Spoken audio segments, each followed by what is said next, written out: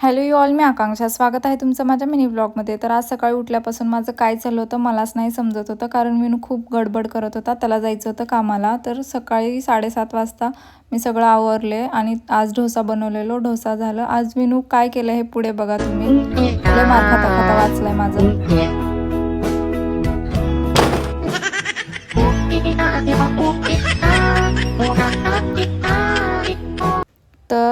तर तो ring light पाडता पाडता वाचला आहे आणि याच्यासाठी गोड बोलून मला पप्पी घेऊन सांगतोय खूप छान झाला आहे डोसा म्हणून. तर पुढे बघा काय झालं.